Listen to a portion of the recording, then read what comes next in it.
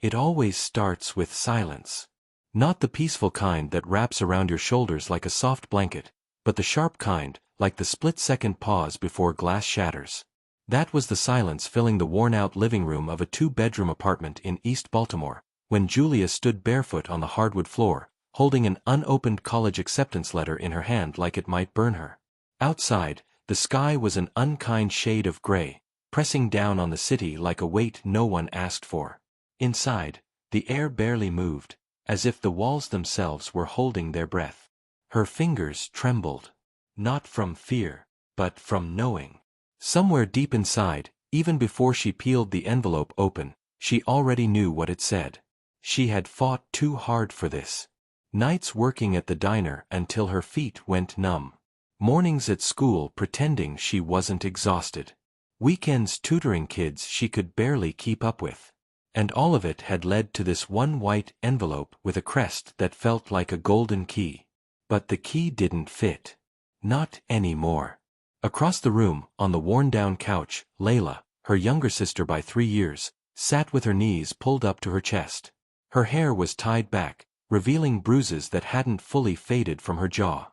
They were a haunting shade of yellow and purple, like a storm just barely passed.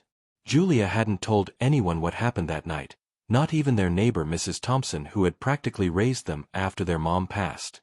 But the look in Layla's eyes, vacant, distant, like her spirit had packed up and left without warning, was enough. That night had changed everything.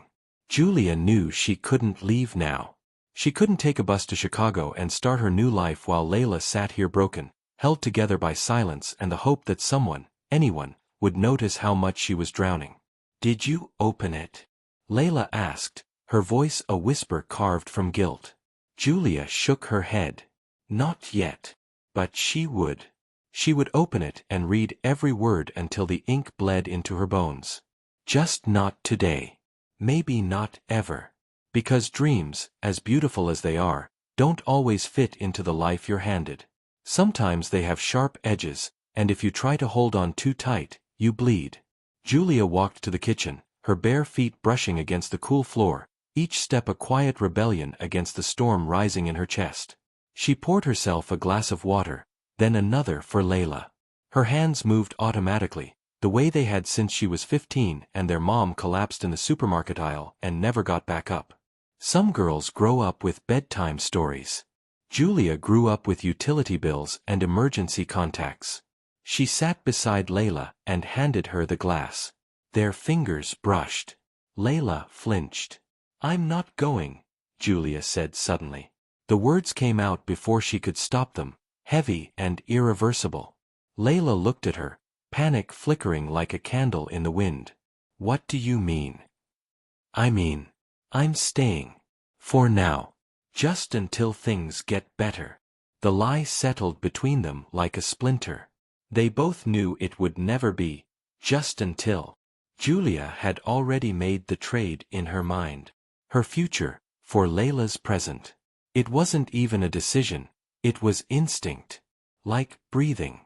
Like jumping into a river when you see someone drowning. Layla's lips trembled. "But you've worked so hard. You got in. You're supposed to." "I'm exactly where I need to be," Julia interrupted, her voice steady now, like she'd practiced it 100 times in front of the mirror. And maybe she had. Because this wasn't the first time she had to fold herself into someone else's happiness. She had done it with their mom, who battled addiction like it was a second job. She had done it with her high school counselor, who told her to apply to scholarships while gently ignoring the bruises that showed up every other Monday. And now she was doing it again. Not because she had to, but because love, when it's real, demands things you never thought you could give. Outside, thunder rolled in the distance. A summer storm inching closer. The kind that doesn't ask for permission. Julia stood up and walked to the small bookshelf by the window. She pulled out a photo from between old report cards and scribbled notes. It was the two of them, back when their mother was still alive, back when Layla used to laugh so hard she'd fall off the couch. Julia studied it for a moment, then placed it on the table like an anchor. "This place, it's not a prison," she said, not looking at Layla. "It's just a season." And she told herself it was true. But somewhere, just beneath her skin, a part of her screamed. Because when you sacrifice your dreams for someone else's survival, no one tells you what happens to the dream. It doesn't just disappear. It festers. It whispers. It asks you, late at night, what if? But for now, Julia shut the door on that voice. She had bills to pay. A sister to protect. A life to keep from unraveling. So she stood up, walked to the sink, and started washing the dishes from last night, her fingers scrubbing away the leftovers of a dream she wouldn't get to live. Not now. Maybe never. And as the storm finally broke and rain hit the window in heavy sheets, Julia didn't flinch. She just stood there, hands in soapy water, holding the weight of a decision no one would ever understand unless they had made it too. Some people chase dreams. Some become the reason someone else gets to have one. And that was love in its rawest form. She told herself it would only be for a little while. A few weeks. Maybe a couple of months. Long enough for Layla to sleep through the night without flinching at shadows. Long enough for her to smile again without forcing it. Long enough for Julia to believe she hadn't just thrown away her future like an old pair of shoes that didn't fit anymore. But weeks turned into patterns. Patterns into habits. And soon, time stopped asking for permission. Julia got a job at a local pharmacy, the kind that smells like bleach and old plastic, where the customers barely make eye contact and the manager, Glenn, drinks 4 cups of coffee before noon and still yawns through meetings. It wasn't glamorous, but it paid just enough. Enough to keep the lights on. Enough to pretend things were holding together. Layla was going to therapy twice a week. Julia made sure of it. Even if it meant skipping lunch or walking to work in the rain. Even if it meant smiling at customers who called her sweetheart, with breath that reeked of bourbon and regret. Because every time she saw Layla walk through that front door after therapy, shoulders still tense, but eyes a little less hollow, Julia told herself it was worth it. She repeated it like a mantra. It's worth it. She's healing. I'm doing the right thing. But some nights, when Layla was asleep and the apartment was silent except for the soft hum of the refrigerator, Julia would sit on the edge of her bed and hold the acceptance letter in her hands like a ghost. She hadn't thrown it away. That was the part no one tells you about sacrifice. You can choose to give something up, but that doesn't mean you stop wanting it. It lives inside you. It watches you. It waits. And in the quiet, it speaks. She would run her fingers over the paper, lips silently mouthing the name of the university like it was a prayer she wasn't allowed to say out loud. Layla never asked her again why she stayed. Julia suspected she already knew the answer. But one night, late August, when the air was thick with the kind of humidity that makes sleep impossible, Layla appeared in Julia's doorway. Her silhouette was soft in the low hallway light, but her voice cut sharp. "Do you ever hate me for it?" Julia looked up, startled. "What? For staying? For choosing me instead?" The question hung in the air like smoke from a fire no one wanted to admit was burning. Julia didn't answer right away. She couldn't. There were too many truths beneath the surface of that question, truths too raw to name. So instead, she said the one thing she could say without unraveling. "I could never hate you, Layla. Not for 1 second." Layla stepped inside, arms crossed, eyes glassy. "But you don't draw anymore. You don't stay up late sketching. You don't talk about design school, or Chicago, or anything. It's like you disappeared the day I came home broken." Julia looked away. Her jaw clenched. Her chest ached. "I'm still here," she said quietly. "But it's not you anymore." That landed like a knife. She wanted to scream. To say she was trying. That holding someone else's pain doesn't leave room for much else. That she missed herself too, more than Layla could possibly understand. But instead, she nodded. Because sometimes love means swallowing the words that would make you feel better, just to protect someone else from drowning in them. Layla walked over and sat beside her. The silence between them was heavier than it had ever been. Not angry, just thick with unspoken truths. I don't want you to disappear, Layla said, voice cracking. Not because of me. Not for this. Julia's eyes filled, but she didn't let the tears fall. You didn't ask for this, she whispered. I chose it. Maybe you did, Layla said. But maybe it's time to choose again. That night, after Layla had gone back to bed, Julia stared at the ceiling for hours. The storm inside her, quiet for so long, was beginning to wake up. She could feel it. That ache. That hunger. That small, flickering voice that kept asking the same impossible question. What if there's still time? Morning didn't feel like morning anymore. It was just another extension of the night, another quiet hour where nothing had changed, but everything felt different. Julia stood at the kitchen sink, her hands submerged in warm water, staring out the window like the street below held some kind of answer. The buildings across the road were faded and tired. Laundry swayed from a rusted balcony. A man with a limp pushed a shopping cart full of bottles, whistling a tune she didn't recognize. The world kept moving, uncaring, unchanged. Inside her, though, something was shifting. It didn't roar. It didn't scream. It stirred. Quietly. Like something long buried was finally coming up for air. She hadn't drawn in over a year.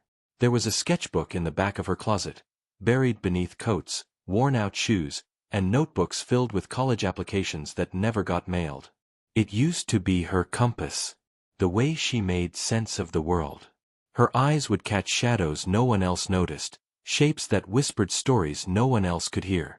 But after Layla came home from that night, bruised, trembling, voice hollow like a broken instrument, Julia had shoved that part of herself so deep into silence it had almost forgotten how to breathe. Until now. That afternoon, she left work early. She told Glenn she wasn't feeling well, which wasn't a lie. Something inside her was sick. Starved. Forgotten.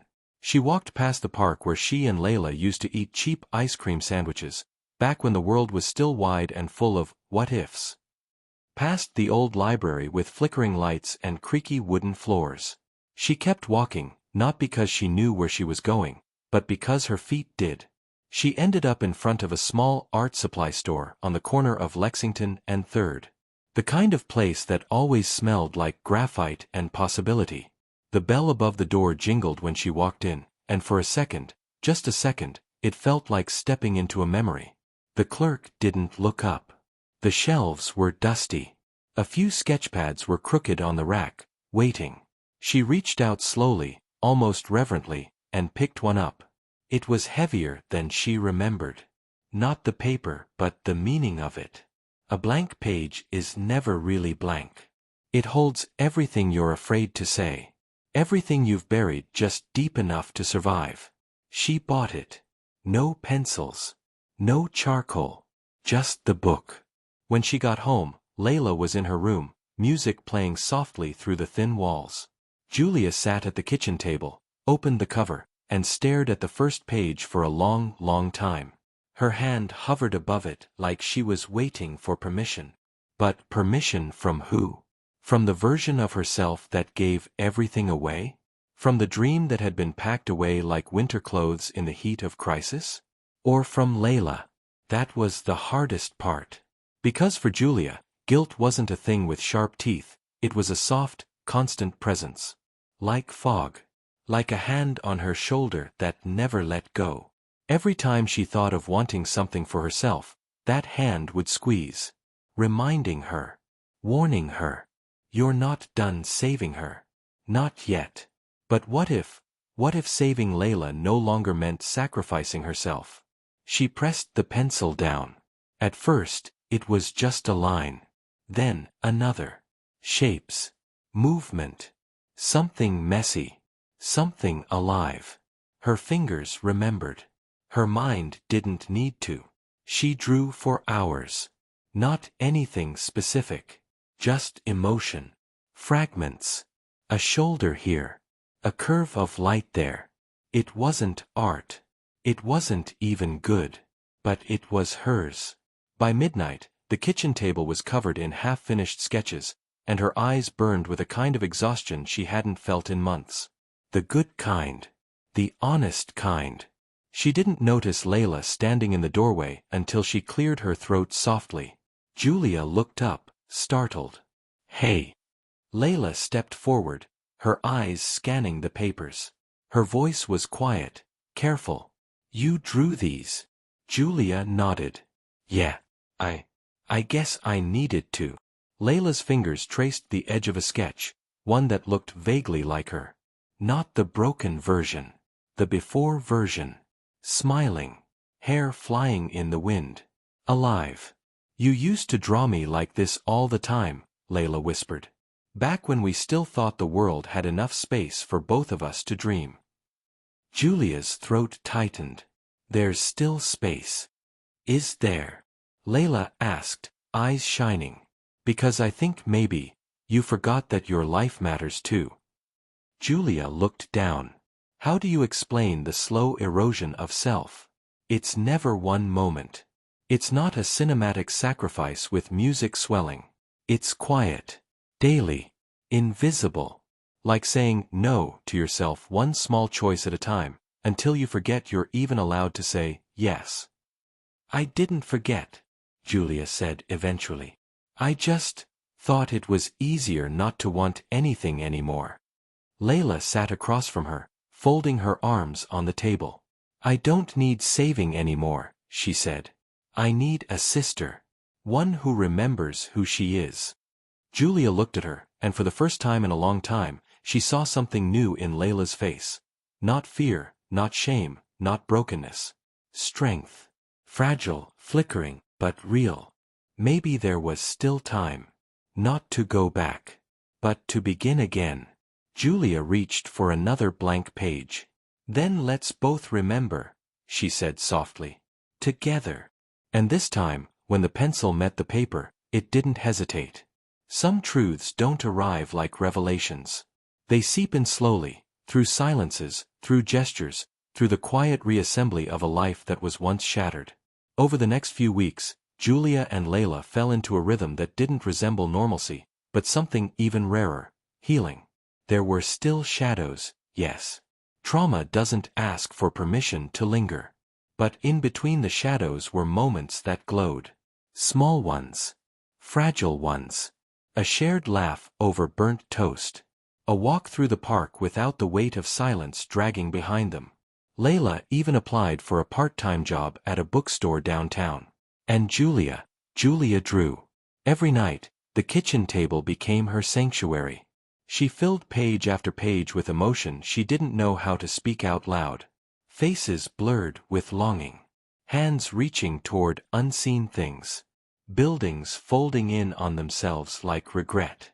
She wasn't trying to impress anyone. She was trying to remember how it felt to be alive. But memory is a dangerous thing. One evening, as the sun dipped behind the skyline in thick orange streaks, Julia found herself scrolling through old emails, ones she hadn't dared open since she decided to stay. Her heart pounded as she clicked on a message from a professor at the Chicago Institute of Art. It had been sent almost a year ago. "Julia, your portfolio was one of the most compelling I've seen this year. I see real vision in your work, honesty, pain, balance. There's a depth in your composition that can't be taught. If you're still interested, we'd love to have you here. There are scholarships we can explore. I truly hope this isn't the end of your journey. The world needs voices like yours." She read the message again. Then again. Each word stung like a bruise being pressed. How do you mourn a life you almost lived? She shut the laptop and sat in silence. There was no bitterness. No anger. Just a quiet ache, the kind that lives just beneath the ribs and tightens when you breathe too deeply. Later that night, as they cleaned up dinner, Layla asked, "Do you ever wonder what would have happened if you had left?" Julia paused. She wanted to lie. To say no. To say she had no regrets. But she couldn't. "Every day," she admitted. "But not the way you think. I don't fantasize about it. I don't hate this life. I just feel it. Like a second heartbeat." Layla nodded slowly. "You should email them back." I can't, Julia said quickly. Too much time has passed. The scholarships are gone. The deadlines, everything's changed. So change it again, Layla said softly. Change what you can. You don't owe anyone your silence. Julia blinked. You don't owe anyone your silence. The words hit harder than expected. Because for so long, she had made silence her currency. Her form of love. Her invisible sacrifice. But what if love wasn't supposed to be quiet? What if it was supposed to be loud, messy, alive? That night, after Layla went to bed, Julia opened her sketchbook and began to draw something different. It wasn't abstract or hidden. It wasn't metaphor. It was her. Sitting on a bench in Chicago. Headphones on. Eyes closed. A backpack slung at her feet and the city rising behind her like a promise. It wasn't perfect. It wasn't even finished. But it was real. She stared at it for a long time. And then, without letting herself think too hard, she opened her laptop again. She hit reply. Dear Professor Walton. Her fingers trembled as she typed. But the words came. She told him the truth, not just about why she hadn't come, but about everything that had happened since. Not for sympathy but for freedom. She didn't ask for anything. She just told her story. And when she hit send, something loosened inside her chest. Not hope exactly, but something close. It was 2 days before she got a reply. She saw the notification while folding laundry, her phone screen lighting up with the subject line, "Let's talk." Her hands froze. Layla saw her face and dropped the towel she was holding. Is that? Julia nodded slowly, her throat dry. Yeah, it's him. She opened the email. Julia, I'm so grateful you wrote. Your story, it's not one I take lightly. We still want you. If the desire is still alive in you, I believe we can find a way. It won't be easy, but neither is art. Let me know if you're ready to begin again. The tears came before she could stop them. Not because she was sad. Not even because she was relieved. But because for the first time in years, someone saw her as something other than the strong one. The responsible one. The protector. Someone saw her as an artist. And maybe, just maybe, that was enough to begin again. The apartment felt different now. It wasn't bigger. The walls were still stained from water damage near the ceiling. The bathroom door still creaked like it held secrets. But something had shifted in the air. Like the space itself had exhaled after holding its breath for too long. Julia walked through the living room barefoot, the hardwood floor cool against her skin, her mind still echoing with the professor's words. We still want you. It had taken her 2 days to respond. Not because she was unsure, but because she was terrified of hope. Terrified that if she let herself believe again, it would crumble in her hands like paper soaked in rain. She had gotten so used to almost going, almost healing, almost feeling like herself again. But this felt like a door opening. And doors, real ones, the kind that matter, don't stay open forever.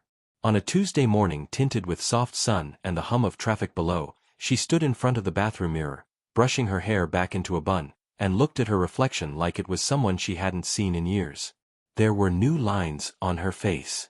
Not age, experience. Her eyes didn't sparkle like they used to, but they burned.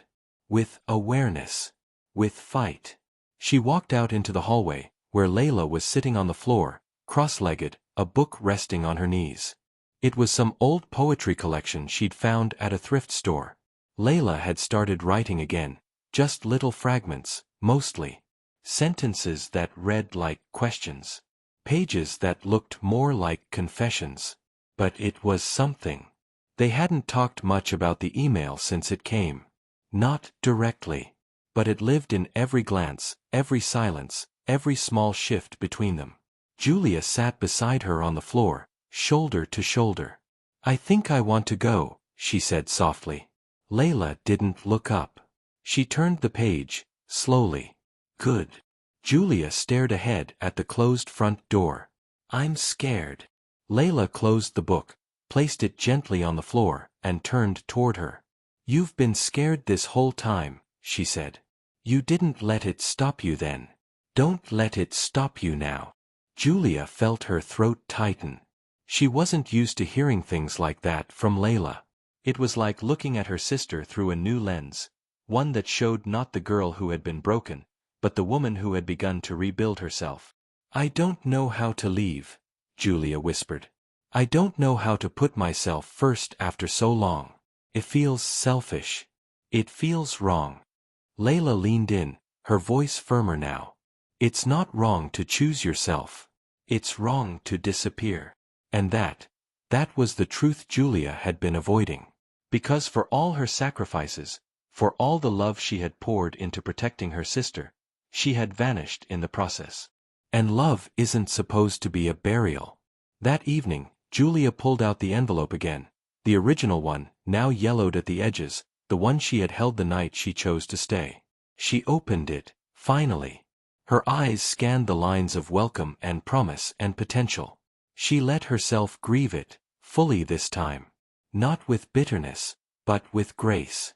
And then she burned it. She stood on the balcony, the envelope resting in a small ceramic bowl, and lit the corner with a match.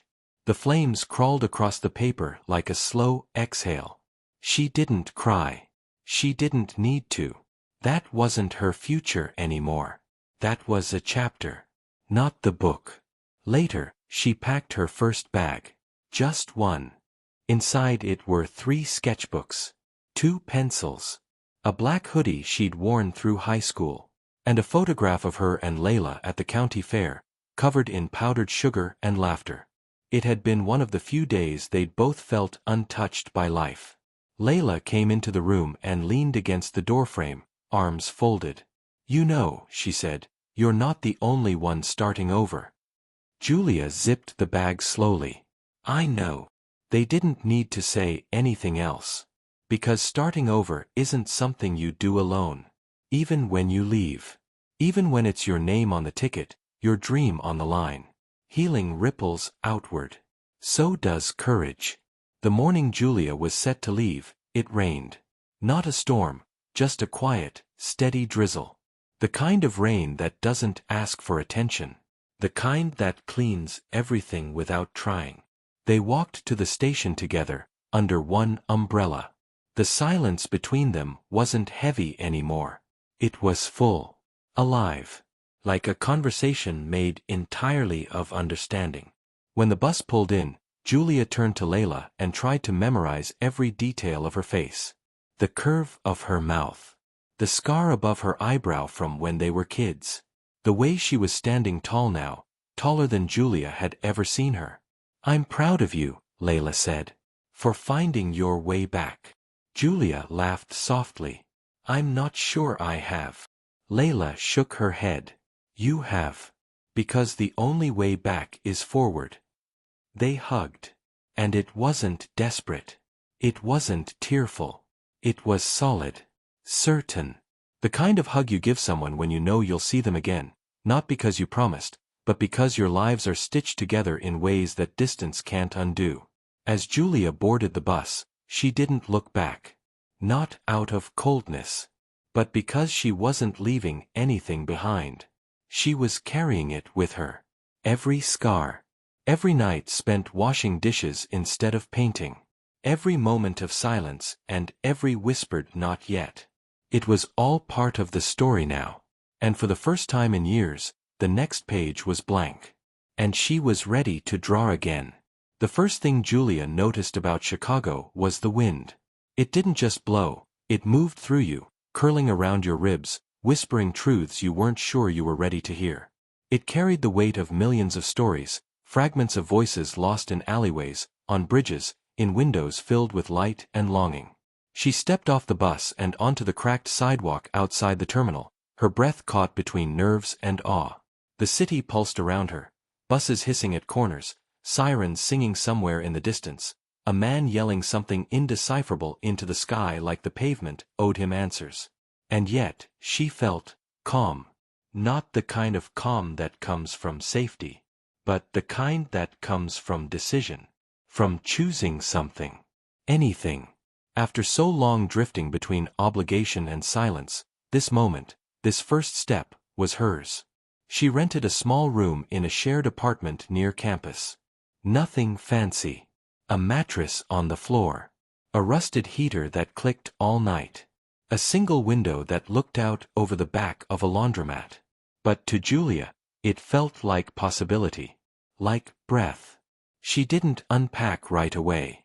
Instead, she sat on the floor with her sketchbook and stared at the blank page for hours, letting the hum of the city wrap around her like a question she couldn't yet answer. That first week was hard. Orientation was overwhelming. Bright rooms filled with young artists eager to prove themselves, voices loud with ambition. Professors who spoke fast and didn't slow down for anyone. Critique sessions that left her stomach knotted for hours. And yet, she didn't run. She showed up. Day after day, even when her hands shook. Even when her mind screamed that she was too old, too late, too far behind. Because something inside her had changed. A quiet resilience. A truth she had earned. She belonged. Not because she was the best, but because she had fought for this. Every inch of it.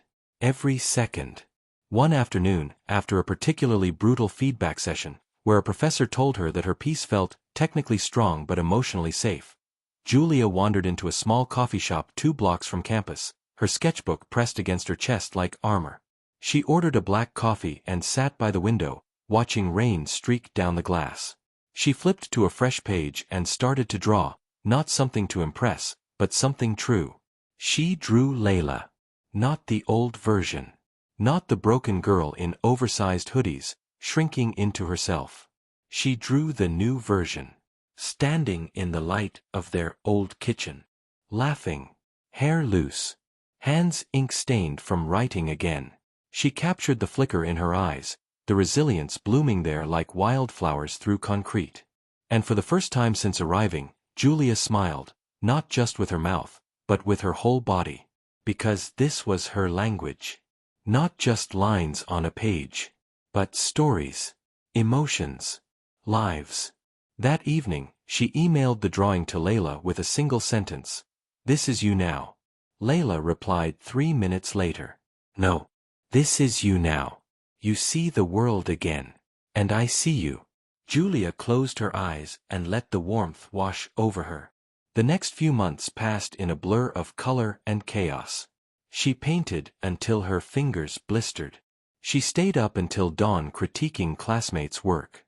She forgot to eat, forgot to sleep, forgot everything except the feeling of being fully, painfully, gloriously alive. She wasn't perfect. She wasn't even close. Some days she broke down in the stairwell, shaking from imposter syndrome and loneliness. Some days she wanted to call Layla and say, "I can't do this," just to hear someone remind her she could. But she stayed. And something beautiful happened. Her pain became her palette.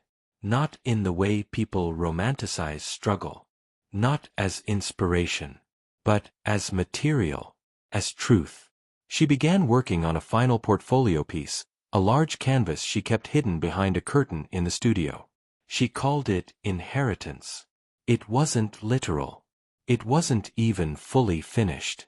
But every inch of it pulsed with memory, the flickering light of their childhood apartment. The hands of their mother, brittle and shaking. The night Layla came home with blood on her sleeve and silence in her bones. Julia's own face, fractured in the reflection of a mirror, caught between staying and going. She didn't show it to anyone. Not yet. Because some stories take time to ripen. The week before finals, Julia received a letter in her student mailbox. She recognized the handwriting instantly. Layla. Inside the envelope was a postcard of a mountain range, taken from some national park Julia had never visited. On the back, written in her sister's looping script, "I applied to a writing retreat. I got in. It's in Oregon. I leave next month. I don't know if I'm ready. But I'm going anyway. Because of you. Julia stared at the words until the letters blurred. She pressed the card to her chest and wept in the middle of the hallway, surrounded by lockers and announcements and students rushing by with headphones in. She didn't care. Because that moment, that card, meant more than any critique, any praise, any scholarship. It meant they had survived. Not just the trauma, but the aftermath. They had chosen life. 2 weeks later, at the student exhibition, Julia stood beside Inheritance as professors, peers, and strangers wandered past, pausing, whispering, pointing. Some looked confused. Some looked devastated. One woman stood for almost 20 minutes, silent tears on her cheeks. Julia didn't explain it. She didn't need to. Because art, like healing, doesn't ask to be understood. It asks to be felt.